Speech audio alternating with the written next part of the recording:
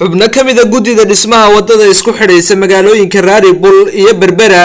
ayaa waxay maanta kormeer ballaaran ay ku soo sameeyeen sida ay u socoto dhismaha wadadaasi iyadoo in muddo wadadani dhismeedu ka socday deegaanada xeebaha bari ee gobolka Saaxil ayaa waxay dhinaca adeegyada aasaasiga ay wadadani ka caawin doontaa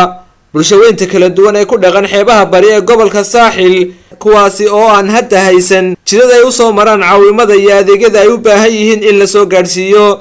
xubnaha guddida saaka kormeerka ku soo maray wadada Raaribul iyo Berbera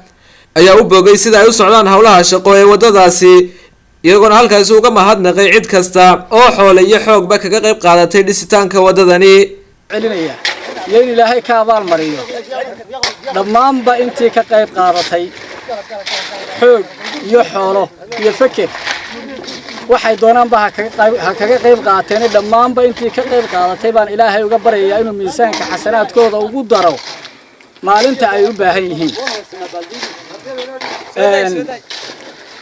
runaantii waxa farxad ah waxa dhaweyd oo ka dheehateen TV-yada maalintii aanu halkan mareynay sahanka la ahaa iyo maanta halka ay wax noo marayaan waxaan idin sheegayaa anagu hawshan saan u ballan qaadnay idinkuna nagu garab gasheen meel kasta jooga dadka reer Soomaaliland shicib dawlad iyo dadka qurba jooga waliba aad noola shaqeeyay gobolka Saaxil iyo degmada Saaxil madaxdeeda xildhibaanadeeda iyo cid walba labada gudoomiye la Siciidle iyo xagal dhammaan dadka deegaanka isxilqaamay iyaguna waxay kariyeen sameeyay iyo saxaafadaba waan u mahadnaqaynaa waxaan idin sheegaynaa halkan aan maanta joognaa waa Magab wax weyn baan ka soo dabaalanay labadii intii ugu adkeyd waan ka soo dabaalanay inta ugu adagana sugaysana waxa ka koowa meesha la yiraahdo Raacad awr qariisanka biriska iyo meelo lamida afar meelood oo sidan oo kala adag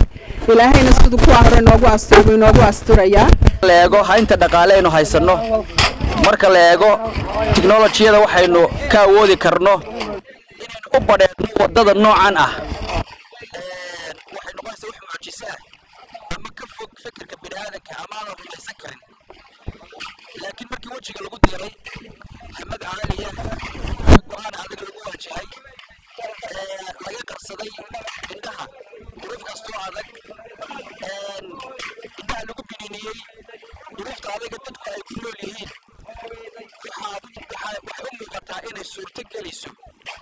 kusimaa injineerka isagu wadadaasi gacanta ku haya oo isaguna goobtaasi ka hadlay ayaa ka xog waramay halka ay u marayaan hawlaha shaqo ee dhisitaanka wadadani ku socoto waxaan noo qorshaysan ilaa bisha 10keeda oo raacatana imka xiir laynu soo dhaafnay oo gabagaba ah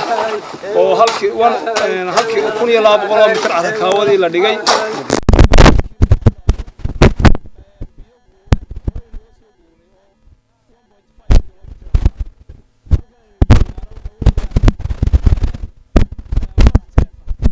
خالد حسن نور تلفزيون كمدح بنان إبولشة TV